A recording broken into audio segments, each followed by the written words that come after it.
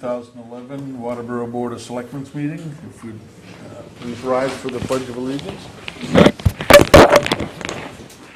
I pledge allegiance to the flag of the United States of America and to the republic for which it stands, one nation, under God, indivisible, with liberty and justice for all.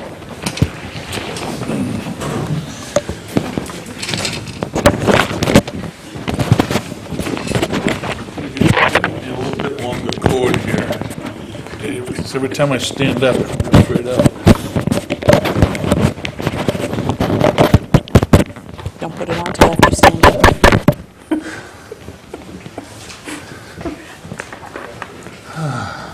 Okay. We are fortunate to have with us this evening, because we have no announcements that I'm aware of, so we'll move right on to our appointments, and we're fortunate enough to have with us some gentlemen from the Maine Department of Transportation, be Peter Coughlan and Tim Cusick and John Kennel, Kennel, just like Mickey. Kennel? Okay. Regarding the transfer, I guess, of responsibility for the old Alfred Road. Gentlemen, if I could just have you, when you come up, to use the podium and mic, and then state your name, please, so that we can have it recorded. Are you recording tonight? Yes, you're on camera, actually, right now. Okay. So smile, big. Thank you.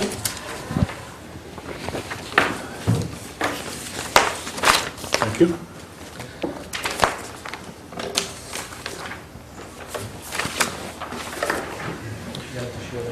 That's all right. I got it on my laptop. Yeah, we got it. Okay, thank you for the invite. Thank you for being here as an opportunity to meet before the board. My name is Pete Coughlan. I'm Director of Community Services for DOT.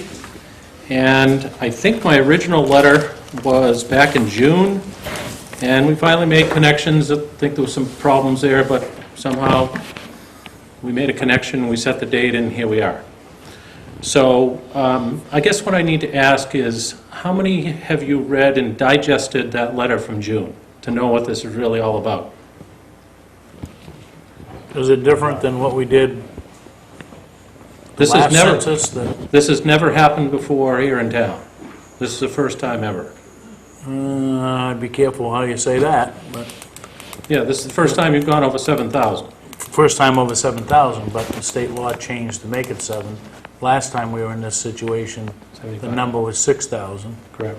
and that's when somebody decided that we were gonna plow Route 5 and 202 and things like that, and you guys would pick your plows up and drive over it and roll your plows down. Yeah, we don't want to do that. No, understand. I don't recall that. I recall 10 years ago, Buxton, we had discussions with, because they had gone over the, whatever it was at the time, 6,000 or 6,000 at 7,500. the time. It changed shortly thereafter, 7,500, not 7,000. I guess what I need to do is just briefly explain what that letter is. And this page that John just passed out, that's got the picture of the sign at the top, is really what we've used to talk to each of the 4 towns that have gone over this threshold number, which is in the law. I want to make sure you understand that this whole compact area concept has been around for over 100 years. The term compact started way back in the 1900s, and that was before we even had major state roads that were connecting between different towns. As time evolved and towns started connecting to each other, the term compact was put together and codified in state law, and it's in Title 23 there, and basically it says any section of road that is built up or compact, meaning, and I didn't put it in the definition here, but what it means is when you have a stretch of road where you have structures that are 200 feet apart or less for at least a quarter mile, that's a built-up or compact section. Okay? And obviously, you got plenty of that around town. However, the first criteria to meet is the population. Are you over 7,500, yes or no, according to the 2010 census? Yes, you are. along with Ellsworth and Gray and Buxton. This is the fourth town we've talked to. We've worked it out with the other towns already. We've got dates set, we've got maintenance schedules set up, and we're well underway. So thank you for the opportunity to be here tonight to get this resolved with you folks. Because you're over 7,500, you become an automatic compact area. Some towns believe that you can take a vote on this and say, no, we don't want to do this. That's not possible. This actually happens both ways too, because when towns drop under 7,500, like Limestone did many years ago, when the bay shut down, they were a compact and they're not anymore. So what went from town maintenance on the state roads through Limestone went back to DOT. In this case, most towns end up going over 7,500, and there's 4 of them this census, whereas 10 years ago, there were none that went over the 7,500. So, knowing that, as you can see in the third paragraph, because you're over 7,500, you become one of the other 4 total. And then what we have to do is go out and look at, on a map and on the roads, what areas are defined as built up or compact. And I think the map that John just passed out has a depiction of what I thought was compact here in town. In the 4th paragraph in that one-page note, it talks about, what does this really mean? What are we going to pick up for maintenance? And as you can see here, we're talking the year-round maintenance of any road within compact. If we went down to Biddeford, if we went to York, if we went to Portland or Scarborough or Ellsworth, as you come into town, you hit a compact area sign, those black and white signs that we're going to have to put up, and that means that those maintenance duties change on that road at that sign. So, plowing, centerline striping, speed limit signs, not speed limit authority, it's the signs, traffic signs, yellow, black on yellow diamond warning signs, all of those traffic signs would now go to the town. You become fully responsible for the maintenance, and I choose that carefully, maintenance of that road, not the capital improvement, but the maintenance of that road 24/7, 365. So whether it's sweeping or plowing or ditching or putting in a driveway culvert, that would now switch from DOT to the town. Okay? Now with that, your URIP payments will go up because that's based on those rates at the bottom of that 4th paragraph. Because right now you get 0, obviously, because in particular Old Alfred Road is a state highway. You don't have anything to do with it, so you don't get anything. Well, being inside a compact, you're going to be getting the 4,200 a lane mile because it's a state highway. Last paragraph says that you also will pick up the administrative duties for driveway openings and, driveway entrances and highway opening permits. In other words, if someone's going to put in a pipe or a conduit or a utility line, they would have to come to the town, just like I would hope you have an ordinance now for local road entrances and openings. I'm curious, do you have an ordinance for that now in town? If I came to town and wanted to build a house and create a driveway off one of your local streets, do I have to come in and get a entrance permit, driveway entrance? Okay, that process would also apply to the new compact roads. Okay, that's the oversight of why we're here. When you look at the map, what we're proposing here is 2 miles of Old Alfred Road. In today's world, when I look at compact areas, it's different than what it used to be. If I was to take the hard line here and define strictly what is defined as compact or built up, I could include a good part of 202 and 4, Route 5 out just past the lake to Bagley Road, and I'd even come out this road right here, Townhouse Road, and probably go out to East Shore Drive, because that's where the density seems to drop off. Usually you'll see a speed limit change here, because as you're going from rural to urban or built up, you usually have to slow down because there's more density there. So in the past, we could have come here tonight and said, all of a certain part of 202, basically from the other, almost down to the Alfred line, all the way back up through to Shop and Save, or Hannaford's, south on Route 5 a little bit, and then north all the way up past this intersection down here and out to Bagley. We could consider that all compact, which means we could put those signs up and say, okay, let's work out a date. Let's look at what your budget time is. When is your budget cycle, by the way? July or something different? July. Okay, that's good to know. If that was appropriate, we could say, okay, as of next July, then all of that road mileage would be in compact now. We're not proposing that. It doesn't make sense. It doesn't make sense for you to do 202 and 4 from a plowing perspective or a striping perspective for center line. Just doesn't make sense.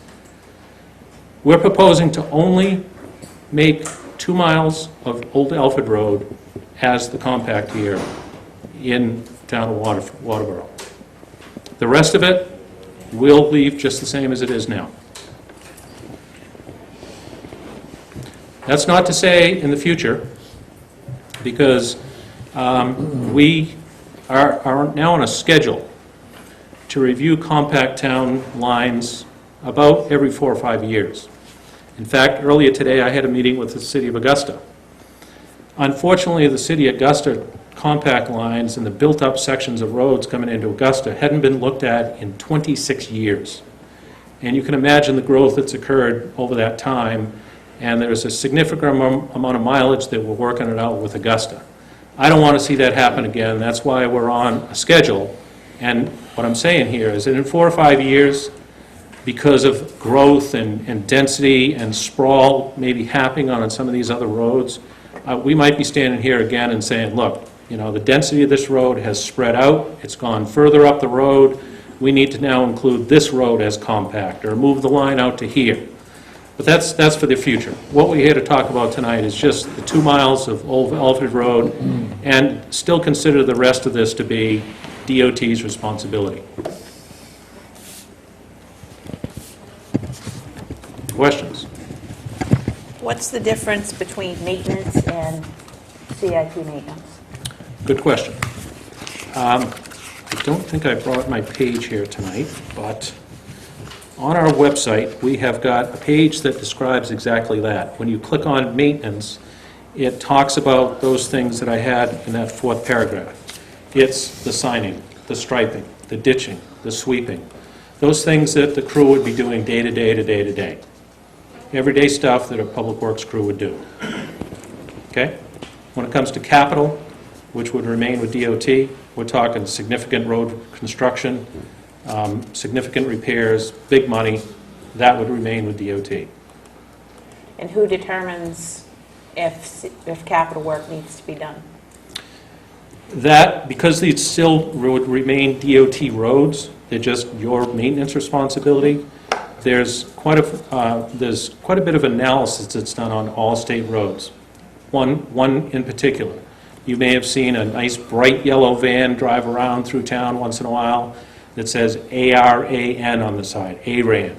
That's an automatic road analyzer. And what they do is they take video of every mile of state road in Maine, be it compact or not, because that's what DOT's responsibility is. And they analyze it, they measure in rut depths, they're looking at pavement conditions, they're looking at longitudinal and transverse cracking, they're looking at all the aspects of that highway. And then that goes into, that's just one thing that determines what capital repair would be needed on that. Another important thing that the town would want to pay attention to, whether you were compact or not, about every 2 years, you get a letter from the Bureau of Planning for DOT that says, here's a municipal solicitation package. It's time for the town of Waterboro and every other town in Maine to look at what concerns it has on state roads and let Bureau of Planning know what, any issues you may have. Like, this road over here is really falling apart, we've got some, bad drainage problems, it really needs attention. It's those types of things that the town needs to let DOT know from a big capital perspective. I mean, you can call the local DOT guy up in the local shed here and tell the maintenance guy there's a problem, but if it's a big, expensive capital repair, he isn't necessarily talking to the planning division up in Augusta. That's where the town needs to formally respond to that. And believe it or not, out of 500 towns in Maine, we still have well over half the towns that just ignore that, and we hear nothing from them. So it's important for you to respond to that. I'm sorry I didn't bring that printout tonight, but it's right on our website, and you can click. In fact, So what's the name of it? Because I'm on your site right now. okay, on what do you got right there in front of you? Maine DOT Biennial Capital Work Plan. Okay, it's not in that. You're going to have to go back to just DOT front page. All right. Up at the top, it says municipal info. Let me answer it this way. You probably just signed the annual URIP form and sent it back to us so we could send you money.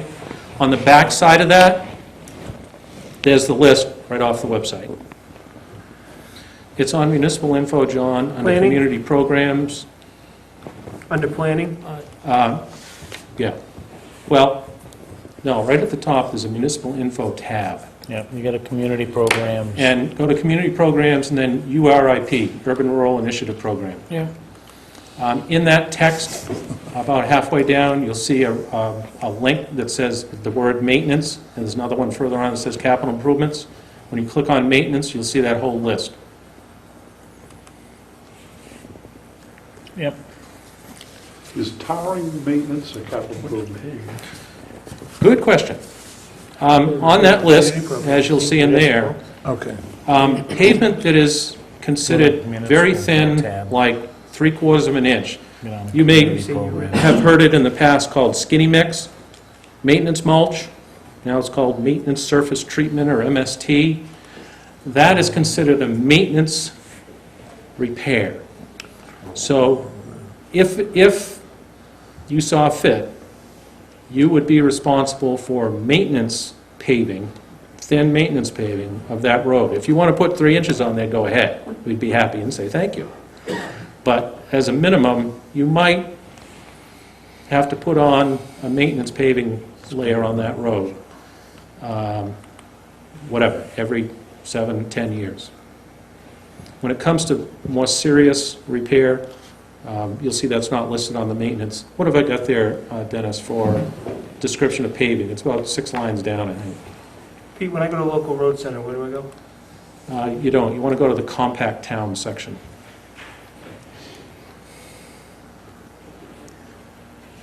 Urban compact municipality. Municipal said it's in community paving? programs? Community programs, and then go to the URIP page. Community programs. And URIP. 3/4 of the way down, it's in the words are embedded in the paragraph. And then over on the right, it says state urban compact municipalities.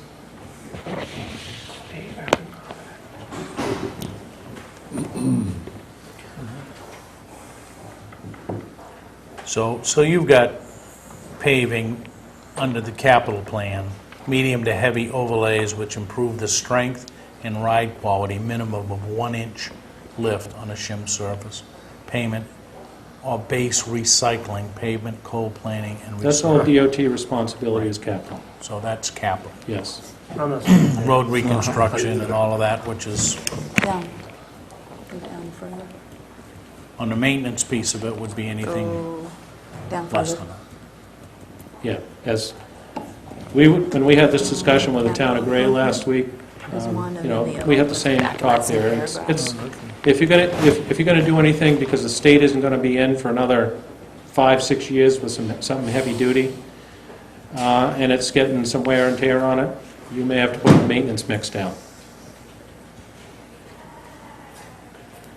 So before this is turned over to the town, what is going to happen up on the road. Okay, that, and I can let John or Tim talk about that, because my role here is to make this happen and see that people comply with the law and make it officially happen, figure out what date we ought to agree on here. But that's why I have these two gentlemen here tonight, because they're the region manager and the district supervisor for the whole part of southern Maine. I hope you've talked to John or Tim in the past. If you haven't, they'll give you their cell phone numbers. But what they've done is gone out and looked at these roads, and they would like to work with the town and the road commissioner and maybe ride the road and determine what sort of things ought to be fixed first. You may have seen some ditching out on Old Alfred Road right now. I don't know, I have no idea whether that's part of this or not, but normally it's two guys riding around a truck saying, here's what needs to be done. Here's what I'd like to have done. And work it out. And that'd be nice to have that done sooner than later. John, you want to add to that, or? Sure. Pretty much like Pete said, I mean, typically what we do is Tim will come out, ride with the road commissioner. Tim's our superintendent of operations. And what they're looking for, from my perspective, I worry about stuff under the road a lot more than I do stuff on the road. I mean, everybody likes to see things all smooth, but a lot of times it's drainage and things like that. A lot of the discussions that we typically have has to do with pipe replacement, something that's a little bit bigger of a problem. I mean, Old Alfred Road in general is in pretty good shape. The work that we're doing out there right now is a result of a complaint. But my expectation would be that Tim comes out and rides with your road commissioner. They look it over. A lot of times they'll say, you know, we have a problem with drainage in this area. Maybe it needs to be ditched out before it gets turned over. Maybe there's a pipe that needs to be replaced before it gets turned over. Most of the time we agree on what needs to be done. If we don't, well, we kind of go back and forth, but one way or the other we usually resolve it and discuss any other outstanding issues, and then we turn it over. I mean, I don't see, Tim wrote it earlier, he and I wrote it together right before the meeting. I don't see any big issues on Old Alfred Road. The intent of all this is to be collaborative and work together on this. You know, do I want to come down here on my own time and tell you guys news that you really want to hear? No, I mean, but that's part of my job, and that's why I have to do this. We're here to work this out together, and we've done that with Ellsworth and Buxton and Gray. And, you know, when you work together and you talk about things, and, you know, you get guys in a truck saying, this is what let's have a list. Let's see what needs to be done. Get it done, work it out, and agree on a date. And that's what we're here to do. So, it looks like the Old Alfred Road, we get a $10,000 check every year. Well, you What's the guarantee that the state won't change their mind on paying that? well, we've been paying towns URIC money since 1981. That's not going to go away. No, but the amount has been fluctuating a little bit, although I will say this last budget session, what they said they would give us, it appears they're giving us. It did. If you look at the top of the URIP page there, you'll see the exact dollars that it went up. I mean, the URIP pot of money is tied directly to the highway budget. When the highway budget is determined at the legislature, like on the last day, they take something like 9.3% of that, 9.5%, whatever the number is, and say, this is the URIP money. And it's been, this year it's around 23 million. That's, I mean, I think it's been as high as 24 million, but that's state law. That's just like, well, I don't want to compare it to municipal revenue sharing because I don't know anything about that, but this is block grant money that you get, that every town gets in Maine. Which changes when... Right, but with Maine Municipal's help 10 years ago, this money used to be flat funded. It was just straight $600 a lane mile for every road in your town. So whether, for instance, if you ever driven Western Avenue, the Main Drag in Augusta, it's 4-lane ride, it's got catch basin, it's got curb, it's got all kinds of stuff. That's a little different than the Old Alfred Road, but they were still getting $600 a lane mile. This leveling the playing field had to happen. That's why for local roads now, you get 600 still. But on these major state roads, you're getting 4,200 because of the higher level of service of those roads that are needed and the more repairs. You're lucky it's only, 20 feet of pavement and gravel shoulders and not curb and catch basin and everything else up and down that, because that would be more expense for you. I see 2,500 here per lane mile for state aid highways. Right. That would be the old Alfred Road, right? That is a state highway right now, Okay. So 4,200, okay. a lane mile. You got There's 2 lane miles So there. that would be... 8,400. 16, that's about 20,000. No, it's 4,200 a lane mile. Yeah, what am I saying here? 42, 84, miles, 16,8. Right. Times 4. No. 16,8. It's Take two, the 4,200 times 42 times 4. 4. Right. Yep. So our URIP would go up by that amount. Let me make a minor correction on that. Your URIP right now is 81,048, and that's what you've been getting. And you can see, that's also on the website too, on the bullet number 1 on the URIP page. 81,048. You are what is called hold harmless. You're getting what you were getting in 1999 for URIP money. When URIP was created, actually local road assistance was created in 1981, and you've been getting this money from DOT for 30 years. It's just 10 years ago it changed from what was called local road assistance to URIP. The focus of that changed to capital improvements. So the money that we send you, the 81,000, has to be spent for capital improvements of your roads. And you fill that out on the back page every year and send it in, and we send you money. That's fine. That's not going to go away. When that passed, they changed the formula for how towns get money. In other words, the $600 went to different rates. And when you did the math, there were some towns that actually would have got less than what they were getting in '99. And I'll put it bluntly, in order to pass this at the legislature, they said, well, any town that mathematically would get less than what they were getting in '99, let's hold them harmless and bring that level up to that amount. So no one could ever get less than what they were getting in '99. Mathematically, for the town of Waterboro, you should be getting less than what you're getting, because when you look at the way the rates were structured, the calculation comes out so it's less than 81. I think it's like $78,000. So you're only off by $3,000. So technically you should be getting 78. We're holding you harmless, so you're up to 81. When we say that you're going to get a 16.8 increase, you really have to back that off by that $3,000 difference. So your new check should be up around $94,000, $95,000. So the 81 does not include Old Alfred Road? Correct, Any- because you do any nothing on it now. considerations?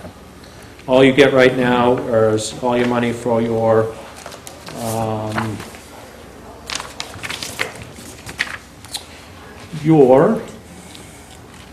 52 miles of town way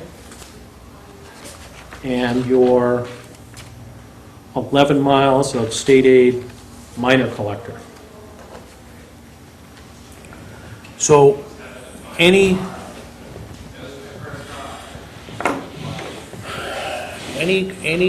that the state has done, we'll say, with regard to engineered drawings or anything of those roads, right-of-ways, easements, drainage easements, all still remain with the state of Maine?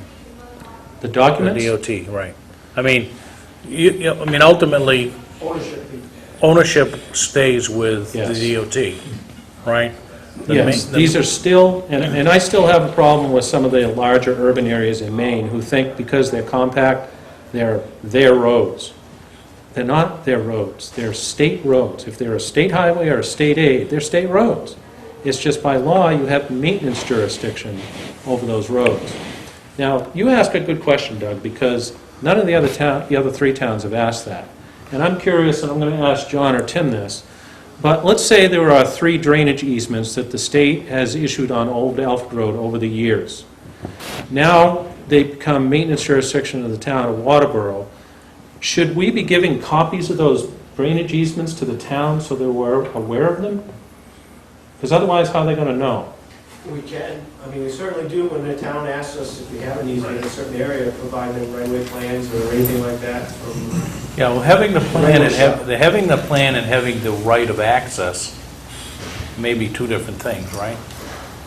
So if... You're wondering if you have the right to go in and maintain that easement? Right, I mean, right, you have, the state has, we'll say, has someone granted you a drainage easement 30 years ago, right?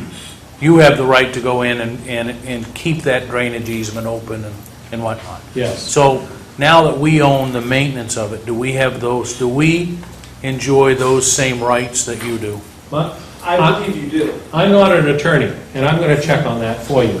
But it is my belief, with a 90% confidence level, that that responsibility now shifts to the town of Waterboro. So if we sent you that easement, I think just by act of statute and the fact that you're compact, where it says an agreement between Joe Smith and the DOT, that really can be read now as Joe Smith and the town of Waterboro.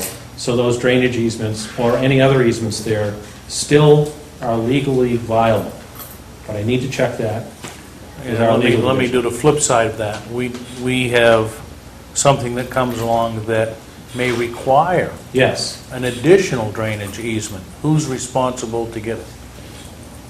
I don't know what your answer is, That's a John. better question. I think on the other one, I agree with you, Pete. I'm 90% sure you would have the right to maintain it, because it's no different than us hiring a contractor to go in and help us maintain our easement. They work under Yeah, but that. they're under your As hat, far right? as obtaining one, My answer would That's a good be, question. yes, you have that authority.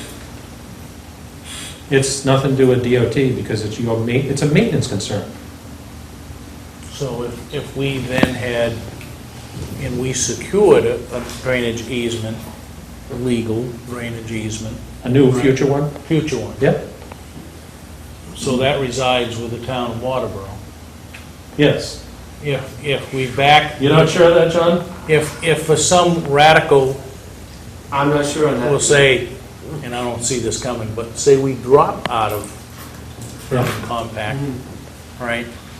Where's the easement go? Does that get handed over to? Yes. I mean, Back I to just think DOT. that there's some sticky wickets there. Right. And relative to any real right-of-way or, you know, those kind of things, you know, we've got this intersection out here that is at the tail end of Old Alfred Road. There's some things that I think the DOT did when the traffic pattern was changed and whatnot. I mean, those are all kind of part and parcel to, does the town, from a maintenance perspective, my view of that all resides still with you, because you own it. Well, I think the important thing to realize, like in a lot of this, is we're not going away. Understand. So I think a lot of the things that you're talking about will generally arise out of some form of capital action.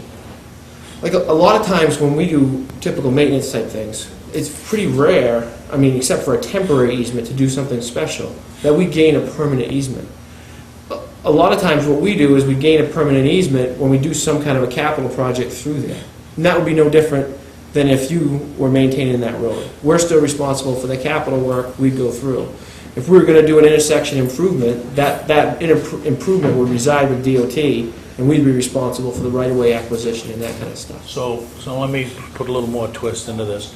You know, a year ago, we applied for safe routes to school Right. improvement on the old Alfred Road. We've now somewhat backed out of that. If we decide at some point where that makes sense, that's a capital improvement to Old Alfred Road. Under that program. Under that program. Yeah. Nothing really changes there. Yes. So the municipality would be responsible for the capital improvement. Under Would the be Safe under Routes the to School grant. funding. Right. Right. Okay. Yeah. That's a standalone federal program. Right. And to further the question on the easement, I mean, that is a request or a question that our office would field, that we field requests like that all the time. we wouldn't leave you in the lurch. You come to us, say, we're thinking about getting an easement, blah, blah, blah, how does that work out in this specific instance? You know, we pull the existing maps, figure out what we had for easements in that area, figure out what we had for right-of-way to work with, and if we did really need one or not. So, John or Tim, let me ask you here, let's take, for instance, Portland, South Portland, Scarborough, Biddeford. Big areas, lots of miles there, they're inside compact. I gotta believe that over the years that they have issued drainage easements somewhere on those state roads. Have you ever heard about those? no. So that tells me they're doing it on their own. But we'll check. That's a real good question. That is a good question. So, and you just brought up Scarborough, and I happen to know that Route 1 has just had a massive amount of repaving. Was that a capital improvement, or was that the town of Scarborough doing that work? I believe sections of that were capital, weren't they? Was a DOT contract? Oh, I bet it was. Oh, yeah, I think it was. Yeah. And that's not to say that Scarborough hasn't spent some money on some of our roads that they want to pave a different Well, way. they're a very rich community, they can do all that stuff. I've seen it out of the haves and the have-nots have stepped up to do certain things that they really wanted done in their town, so. I have a question. John. Peter, you said we've been getting, since 1999, $81,000 roughly. And at that point, 99 or whatever, they declared towns harmless. Is that the term you used? Hold harmless, correct. Okay. Well, that was only a certain number of them. Okay. But then you said, if we weren't held harmless, we'd be getting $3,000 less. Some of you may have remembered the highway simplification study that was just completed earlier this year through MMA. One of the proposals from that study, which was made up mostly of municipal officials with a couple of us from DOT, one of the recommendations out of that study was to do away with the hold harmless line in the law, which means when we say you get $600 a lane mile, or $4,200 or the $2,500, that's what you get. There's no one that's going to be held harmless. So if mathematically you should be getting $3,000 less, and if that actually had happened, you'd get $3,000 less. Because right now, instead of 600 a lane mile, you're getting something higher than that. You're getting, whatever, 642. I don't know what the number is, but it's something. Anybody that's hold harmless, if you back figure the rate per mile, you're getting more. And the committee of most municipal folks said, that's not right. Everybody should be held at the same, get paid the same rate per mile. Well, maybe I misunderstood you and how it worked, but I thought you said because we are being held harmless or whatever, we're getting Yes. 81,000. Yes? Okay, Yeah, and we're going to get 16,000 for taking over the old Alfred Road. correct? So that would be some 97,000, but you have to back out the 3,000. Correct. You got it. I don't follow how that works if we're held harmless. The hold harmless only applies if it mathematically falls below your hold harmless amount of $81,000. That number doesn't change. In 1999, you were getting $81,048. Yeah. That is the hold harmless amount for the town of Waterboro. If by adding mileage, let's say you pick up 5 miles of subdivision road here in town, next year at town meeting. Well, as long as we know about it and you tell us, we're going to now pay you the $600 a lane mile, and if that adds to your inventory, which adds to the calculation, if the math comes out more than $81,048, you now go to that higher amount, and you no longer hold harmless down. I know it's not easy to understand. It protected, I understand it it, but protected the it's still town. taken away from, the reason for the hold harmless is that when the state changes its administration or its laws and communities lose money, they say, okay, so those communities won't squawk big time, we'll hold them harmless and leave them at the previous rate. 10 now years you're ago. taking it away from us now because you've given us another road. Nothing's changing, though. Nothing's changing here on hold harmless. Simplification hasn't gone anywhere, the law hasn't changed, hold harmless could last another 10 years. But we have another road, and we're entitled to the 16.8, but now you'll take the $3,000 away. So Correct, that because... I don't, it doesn't Well, make sense. every year, in fact, this year, in this year's budget, it says, in fact, it says it right on the website, I think how many towns are hold harmless. Let's say last year the legislature gave us $22 million to distribute to towns. This year they're saying, we'll give you $1 million more, which I think it was 800,000 more. Now the pie is now $23 million. We had something like, a year ago, we had like 320 towns out of 502 that were hold harmless. When you add to the pot, that 300-something dropped to, whatever, 215. So then, it all depends on what the pot of the money is. As long as that hold harmless stays in the law, it just creates confusion, and it creates inequities on who gets what per mile. You're getting different mileage than other non-hold harmless towns. And, you know, that's the way the law is, and that's the way it's been. I understand your logic, I'm just, you know, we're kind of used to, on the municipal level of the state, handing money with this hand and taking it away with this. Yeah. So it's a sense, it's kind of get that same. As long as hold harmless stays in the law, you know, that's what I have to go by. I'm a municipal official myself. I know you. I wear 5 hats in my town. I know exactly what you're talking about here. But you know, as long as the law says what it says, that's what I have to go by. And that's why, one of the things why I really would have hoped that the highway simplification study, which if you haven't read, you really should, because that was a tremendous amount of work by many, many dedicated municipal officials who drove many, many hours and miles to Augusta to meet at MMA with Kate Dufour and I, and pounded out what we thought was a well-thought-out solution. In fact, I would not be here tonight if highway simplification study had passed, because you weren't even on the radar screen for being an urban compact. We were throwing out the 7,500 because why should a number dictate who is an urban compact? Everybody felt that really doesn't have a lot of basis for why a town is urban compact. What is urban compact all about? It's in that second paragraph of that page. It's all about customer service and who is best suited to maintain a certain piece of road. If you're closest to the action, and shouldn't you be responsible for 24/7, 365 in town in a built-up area with sidewalks and kids? You know, DOT is better suited to maintain the long mobility corridors that go across the state. When it gets to being in town, I think you would have found every municipal person on those committees. No one would argue with the fact that when you get inside a built-up area, the municipality is best suited to take care of stuff and provide better customer service than the state.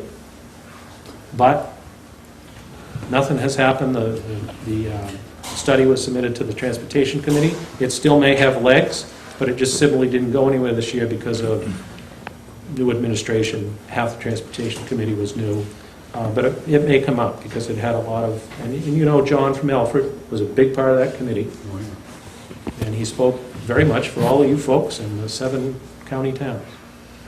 So let's just jump, I guess, to answer part of the hold harmless. If you jump to a York or a Scarborough, you know, when the hold harmless number for them in '99 was, Scarborough was 154,000, right? Today they're cashing in at 337, right? So it had no real impact on them, right? They were one of the beneficiaries. Yes, because of the the rates change changed to from the plain old 600, they were getting 600 lane mile for Route 1. Right. And 77. So most of the rural towns that had a lot of roads would have been the ones that were, when they changed the rates, we were ultimately the ones that would have taken a hit. Yeah, let me put it a different way. Most of the hold harmless towns were not the urban compacts. Right. which are, there's 43 of them in the state, and 4 more have to be added here. Yeah. The other 460 are rural, and I think half of them right now are hold harmless. Right, at this time, the chair would like to recognize our road commissioner, Doug Boglio. You had a question. Well, I have an issue here with the, want me to go up there? If you would, that way everyone can hear what your issue is. Well, Dennis was discussing these easements and whose easement is who. I guess I have a question about the entire easement that's on the old Alfred Road. If the state continues to own it and we continue to do maintenance, then I would think that we would require the state to turn over an easement to the municipality of the town of Waterboro for all rights to do whatever within their right-of-ways and within their easements that they have. We would get one document from them that would pass along whatever authority they have in the right-of-way for the entire road, plus any accessory easements that they might have for drainage or utility or whatever that went along with it. If we end up taking, like we did when we actually took back ownership of Chadman's Ridge Road, we took back ownership of Federal Street, which both were in unbelievably bad condition. It cost the town of Waterboro a tremendous amount of money to fix Federal Street, and it's going to cost us a tremendous amount more to fix it again. But we got nothing that indicated to us what the metes and bounds of what we took back in authority was. Now, I'm 66, going on 67 years old, and I've seen these roads in town surveyed more time than we've got, Gordon and you and I, hair on our head left, okay? So, it, you know, there's evidently these records are available to somebody, and, you know, I think that this should, you know, come along to us, along with, you know, other considerations. That's a good point, Doug, and when I go back in the office tomorrow, I'm going to go up to the right-of-way office, and I'm going to dig out and see what we got for plans. Whatever we got, we'll give them to you. Doesn't the state law kind of, and I know that would make things much cleaner if we had one document that said, on this date, you know, you're taking over this, and, Yeah. you know, we grant these rights, but I think that state law implies that based on what we've discussed here tonight, right? I think there's some probably sticky wickets of it, but that gets real clarified if there's one document that says, Sure. here's what. Yeah, we can do whatever you want. Well, I think that document should also include any new easements that the town gets that, should we fall back out of the compact zone, would automatically revert Yeah. to the state as well, so that we don't have a situation, you know, in the future where now we have easements in our files that you... Sure, great idea, no problem. Because it looks as though by the state relinquishing the maintenance portion, that we then become, the municipality becomes an agent of the state, theoretically. Yeah, you just, the maintenance responsibilities turn over to you, and I would think one thing right off the bat, you would want to know, who's answered the question here, what's the right-of-way width of that road? You guys know? I don't know, but I'm going to find out tomorrow. And Doug will have that right off the bat. I mean, it just seems to me like that's a reasonable question. Yeah, you know, it's strange that we've gone through 4 of these discussions already, and you're the first town, the last of the 4, to even ask that question.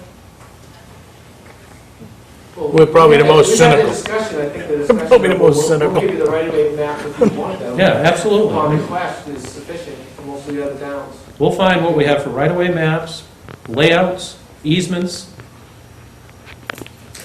Easy, that's the easy one.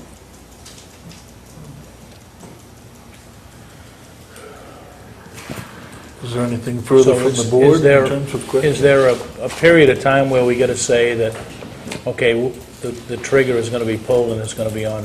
What Yeah. What generates that? The law says you have up to 1 year for this transfer to occur. We usually say, that's why I asked you, when's your fiscal year start? I will tell you that the other 3 towns that we worked this out with were saying July 1st next year. If that works for you, fine, let's do that. And I did send you the letter back on June 20th. Do you want to consider that when the clock started? I don't want to get that picky. It's whatever, if we want to consider tonight to be the start date of October 11th, then I guess I could say that legally, we could say October 11th next year it would become yours. But that, from a URIP payment perspective, that just creates a little problem for me, because now I have to do some funny things to the system. Maintenance-wise, it may not work out for Doug, or Tim, or John here. I'm open. And we're just From a budget starting, perspective. yeah, I we're think just starting to get into planning our budget, so it It gives more us sense time to do it, to do it. plan it Yeah, it makes out. more sense to do it at the beginning of the fiscal year. Yep. If you could do that, you'd make me happy too, because that just works for me. If it works for you, then we agree that July 1st, fine, that's what it'll be. I think to John's point, John Gale, Selectman here, when he said that the state giveth and then they take it away, we've seen, and you frequently mention that state law is not going to go away. Well, we sit here thinking, well, the state law says that the state is going to spend 55, on education, and we haven't seen it since the law was passed. And in terms of excise tax, now we're seeing that the state wants to take Correct. that back from the municipalities. So I think you can understand our apprehension Certainly. when you say that we're going to get X number of dollars in URIP money that's going to help with the maintenance of this particular portion of the road. And we're skeptical by saying, well, are we really going to get that, and for how long before the rug is pulled out from underneath that? Yep. And then the taxpayers of Waterboro Certainly. are faced with the brunt of, having to maintain that road with nothing in return.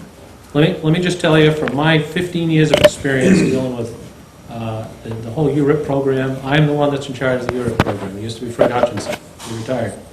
It's me. Fred worked for me. Well, that's fine. 15 years.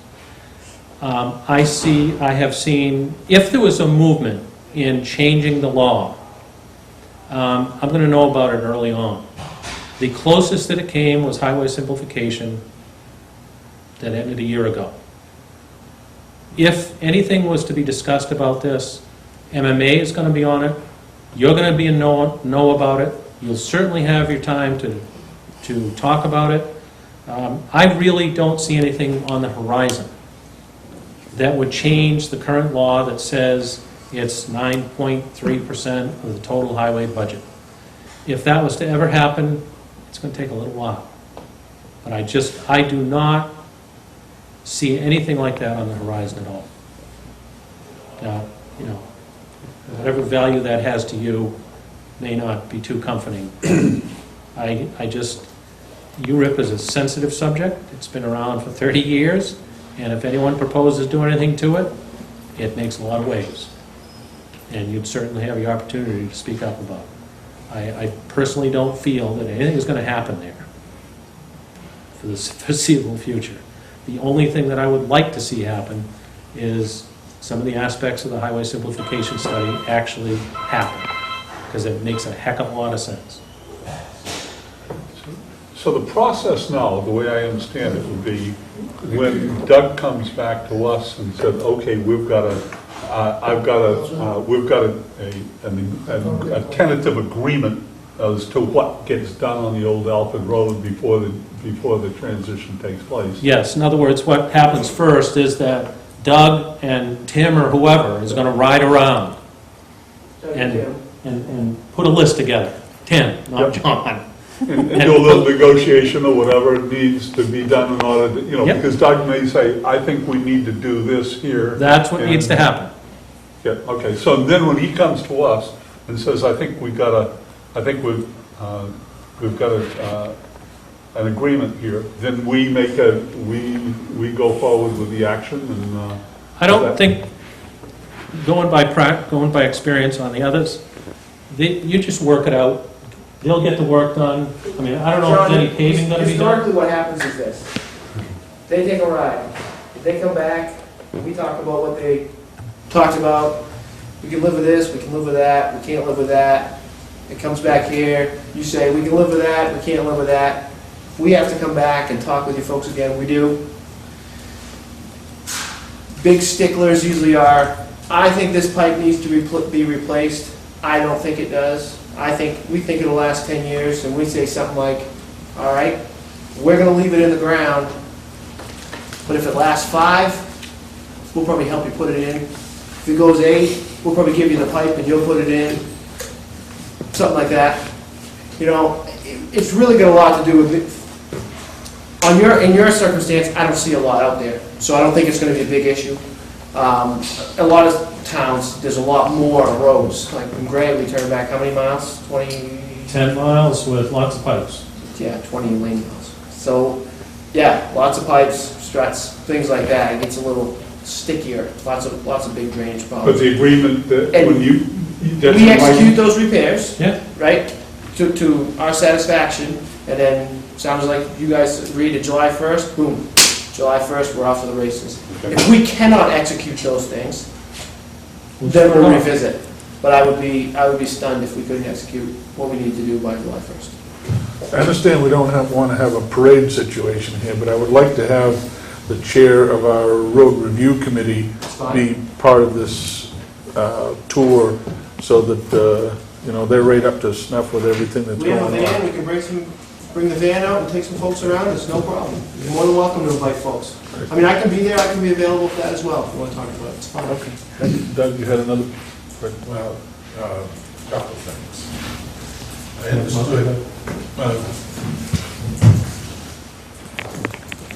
forget your name. Peter. Peter, I'm Doug. Earlier when Peter was speaking, he said that usually when you go from a town road onto the state road, like he said out here, you'd see a change in speed limits. No, I meant when you're coming down a state road and you're coming in from the country where there's not a lot of density and all of a sudden you get into the built-up area, that's when you see usually a reduced speed ahead and it drops. Well, I've been both a selectman here and now I'm the road commissioner. They're stupid to punish me. But, during the years, one complaint out here is, traffic flow. When we eventually, appears like July next year, take over this road, what authority do we have over the road? Yep, everything except speed limits. Where we have Is that the a answer you police, where we have a police department, Yep, don't we have the option of speed limits? no. I thought we could petition the state, and if we had a police department, we could have our own, we do now. No. The way the law is written, and it's on the speed limit section of the website there, Dennis, if you want to go searching, but speed limits on all roads in the state of Maine are the responsibility of the DOT. However, 10 years ago, there was an exception made in the law, and if a town is over a certain number, which I can't remember at the moment, then you can choose to now take over the entire speed limit responsibility on all 52 miles of your local roads in town. Local roads. Local roads, but not state ones. Now, let me just tell you from a history perspective, that's 10 years ago. There is one town that has said, we want that. There were 3 originally that jumped forward, but 2 of them have come back to DOT saying, would you please take this back because we don't like to do this. We'd rather have DOT take the heat than the town. Because you're going to have people coming here arguing speed limits, and unless you've got someone that can do it exactly like DOT, that becomes your headache now and not the traffic engineer out of Scarborough that works for John. Appears like our speed limit ordinance is not legal. Are you setting speed limits in town? We have for 20 years. That anything on a local road that has not gone through the traffic division of DOT and the state police is not legal. And There you go. I'd be more than happy to send you that list tomorrow.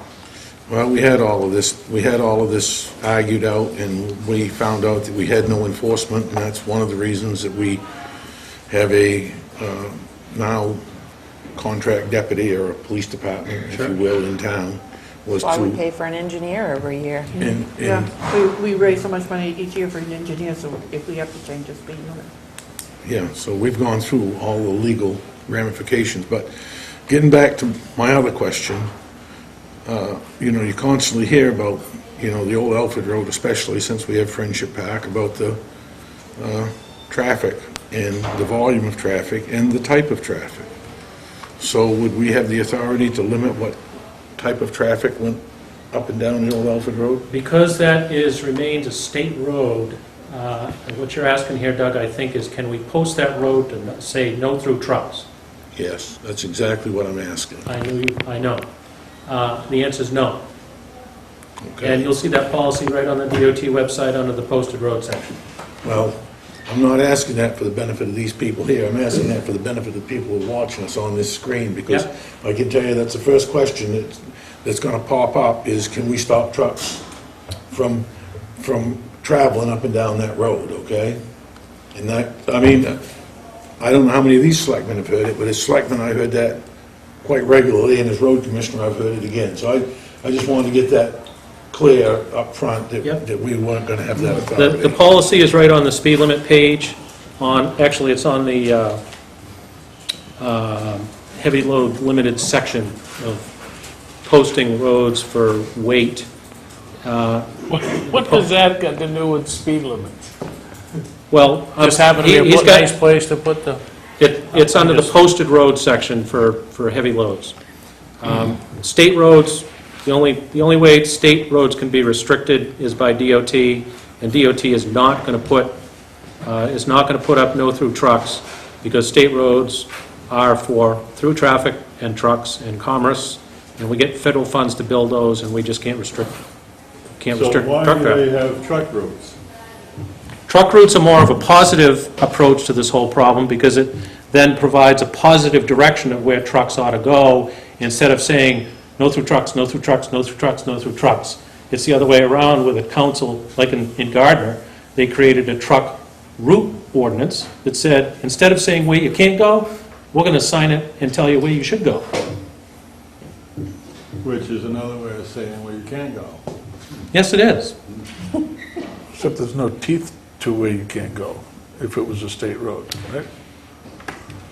Right, they'd have to put up, if you had trucks going off of that route, you really can't stop them because there's no ordinance against that. Let's not talk Well, about that too loudly. isn't, I mean, Well, what sense does it make to turn a road over to a municipality for the maintenance of that road, Right?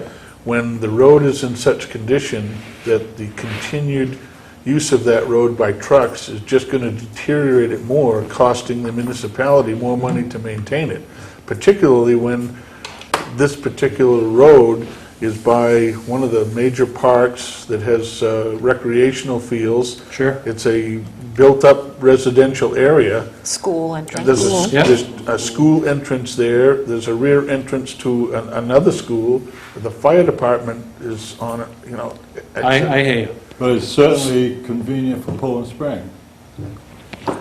I can hear you, and all I can tell you is what the law has said for decades now, is that no urban compact town, and I'm getting into a legal field that maybe I shouldn't be here, but having dealt with this in Lewiston and South Portland and other places where they wanted to post roads, as you'll see by the policy on the website, if the town chose to do a time of day truck restriction, that is a possibility. I would suggest you read the details on the website there, but basically there is an option there for time of day. And you go through Auburn, Lewiston, and you'll see no through trucks from 10 p.m. to 6 a.m. That's an option you have. Just time of day, not shut them off 24/7. On the road posting front, and I get a lot of questions, because in general, in Region 1, you stop at one of our two desks when you want to post a road, because we post them. A lot of times you have to explain the other side of the equation. a lot of towns want to restrict truck traffic. We are charged with transportation, not selective transportation. Transportation means those folks that pay to use the network and the system. And truckers certainly pay their share. You know, I'm giving you the flip side. I'm not trying to be a pain in your butt. The issue here is where does everything we use in this state come from that provides every job we have? A truck. And it's going to get from where it needs to go to where it needs to go, or you're going to have major economic problems. So we're charged with getting these folks from A to B, keeping the jobs moving, keeping the road preserved. I agree with you. Trucks do beat up roads. But it's one of the reasons we have roads. And they pay to support the maintenance of roads. Yeah, but the Through fact tax is that and years all that ago, stuff. some of these roads were not built for the weight that these trucks are hauling. I agree with you. And that's Or the- why or the on a width. lot of our unbuilt roads, we do post them. We post the unbuilt roads. So as we talk about what needs to be done to Old Alfred Road in order for the town, you know, to make the transition from DOT to the town, Yep. is that part of the conversation that we can have, is that, you know, the truck traffic on this road is tremendous, and it was because of Poland Springs.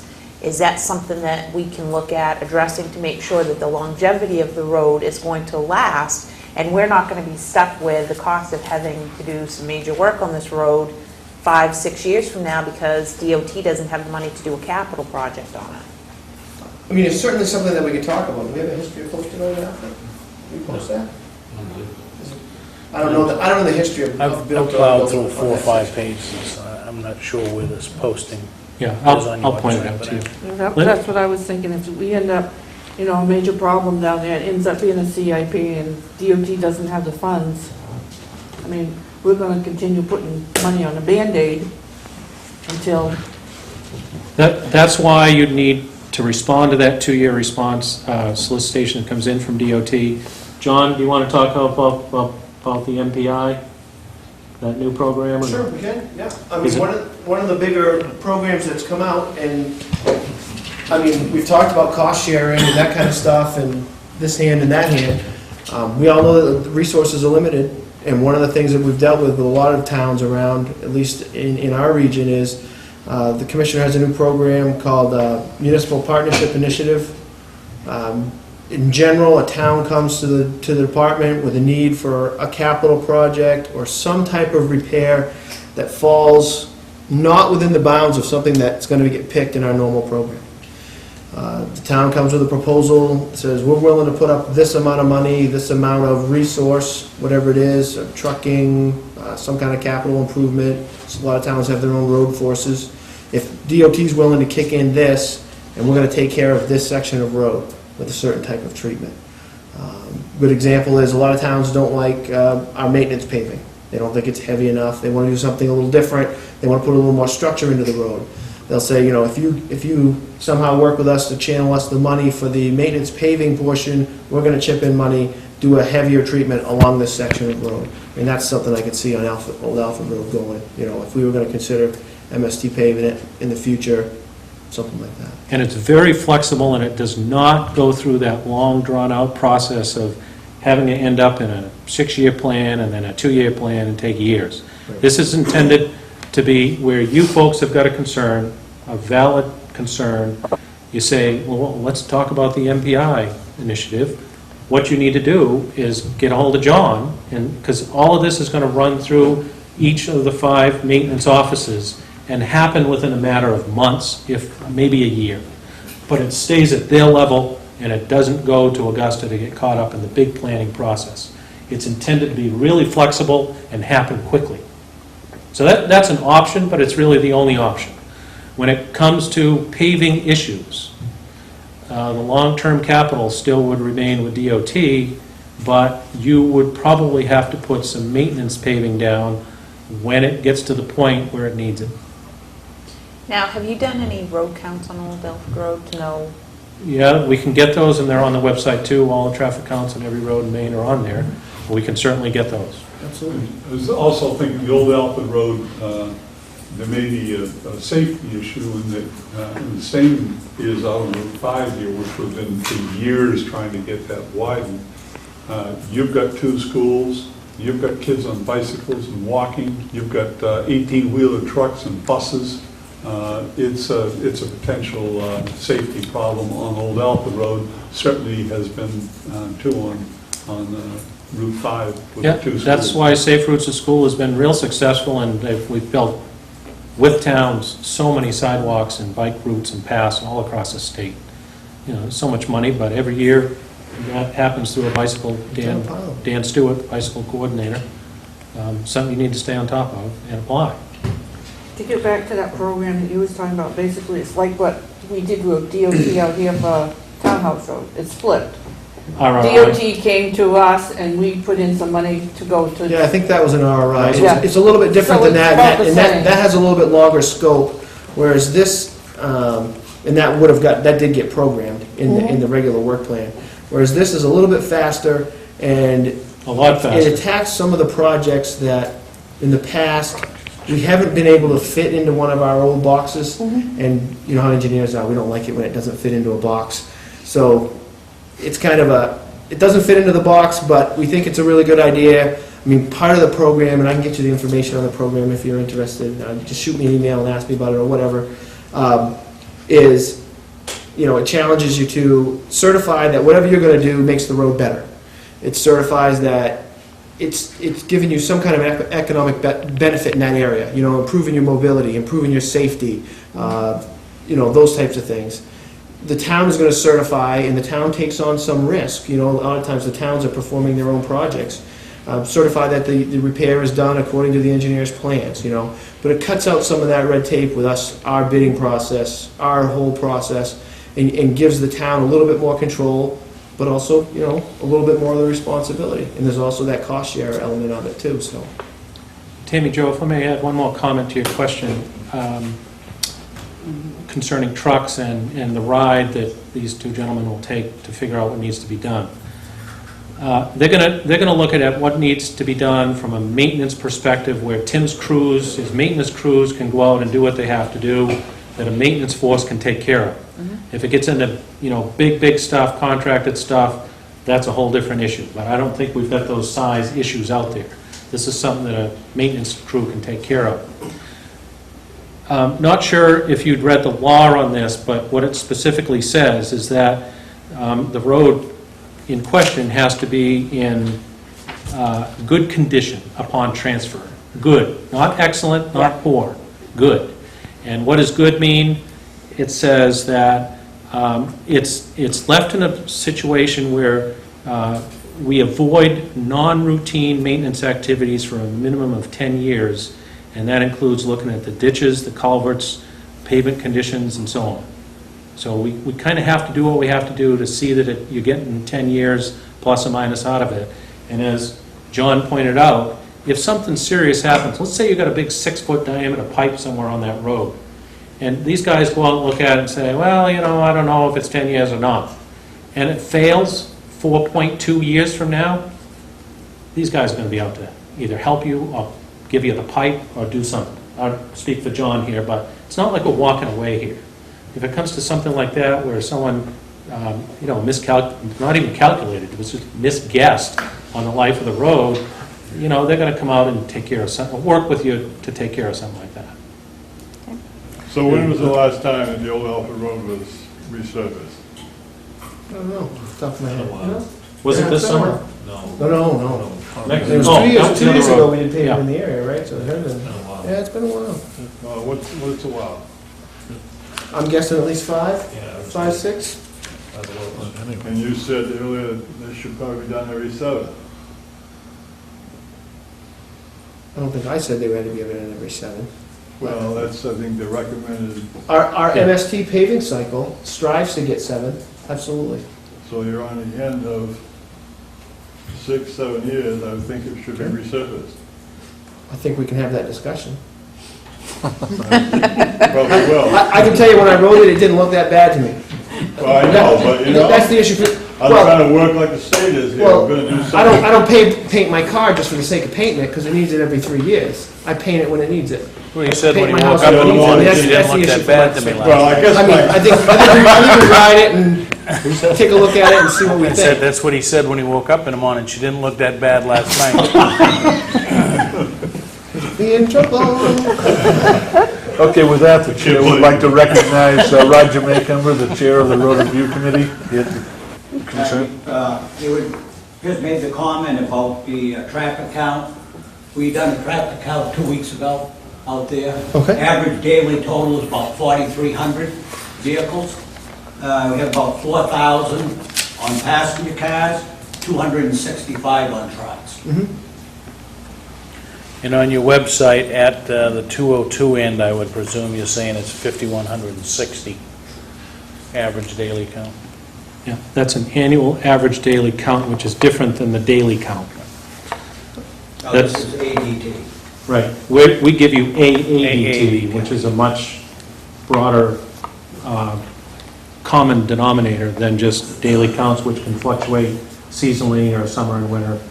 Yeah, What's going on in This was town? only out for like a week. Okay, yeah. Then And that gives you- somebody dragged the tires over our road too, so that was the Yeah. end of it. It's worse when it gets caught in a broom. That's why the AADT is something that is, that's really the common denominator for all roads, and it looks like you found them on there, Dennis.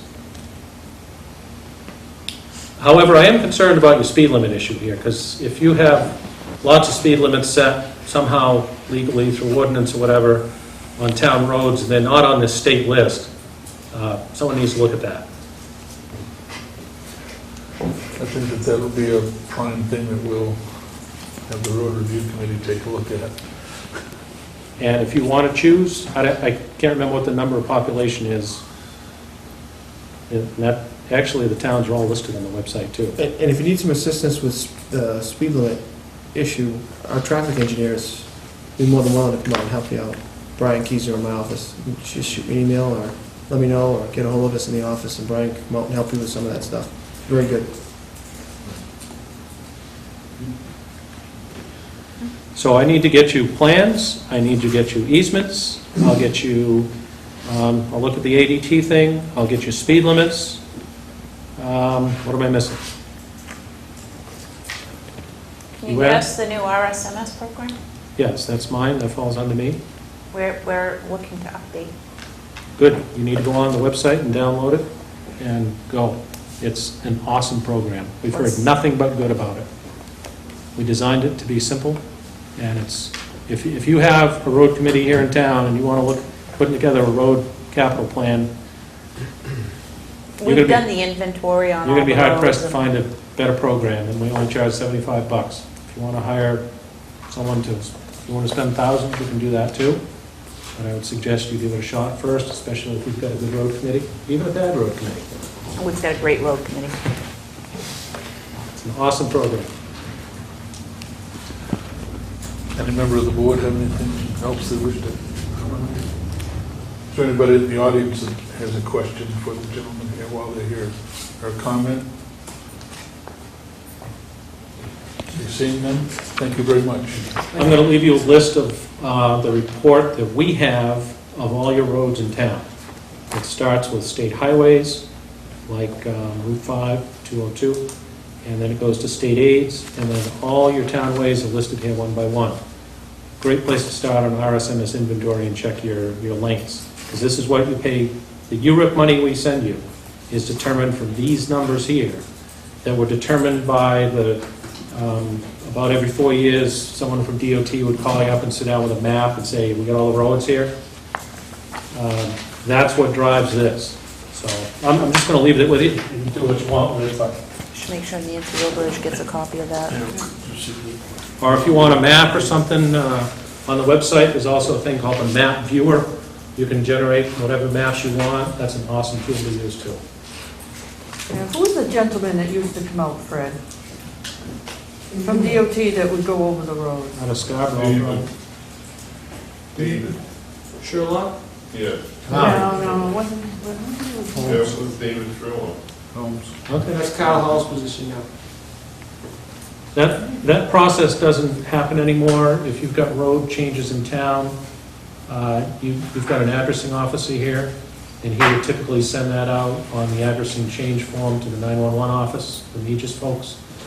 We now are connected with them, so you're going to hit 2 state agencies with 1 piece of paper. So whatever changes you might have, that, let's say 3 of those roads are going to be changed, names, lanes, whatever. You'd have your addressing officer fill that out, make the change, and if it's a public road, then DOT's going to get the message, we'll change it. Well, that'll be coming up very shortly. Pretty apropos, we got some main changes coming up on a particular section of roads in town that are causing some public safety issues. Let's say you had some private roads that finally the town votes to accept them as townways. That's something that your addressing officer now is going to fill that out. Name didn't change, but the jurisdiction changed. And that will go to Regis and end up in the DOT file too. Thank you very much. Thank you. That was a lot of time, but it was well worth it, and I really appreciate the opportunity to be here. Thank you. And any questions, just feel free to get a hold of me or John, Tim, whatever. And I'm more than happy to work with you here. That's why we're here. Thank you. Excellent. Thank you. Thank you, gentlemen. Thanks. We had some correspondence where we got an invitation to participate in the RSU 57 Planning Conference. I haven't had my letters here, and I haven't had a chance to really review it fully yet. And, so we'll maybe discuss that if we need to at the next meeting. On to reports. Selectmen's report. David? Nothing. John? I had the wonderful opportunity yesterday, Monday, to help set up and get started in a painting project for our South Station, fire station, and the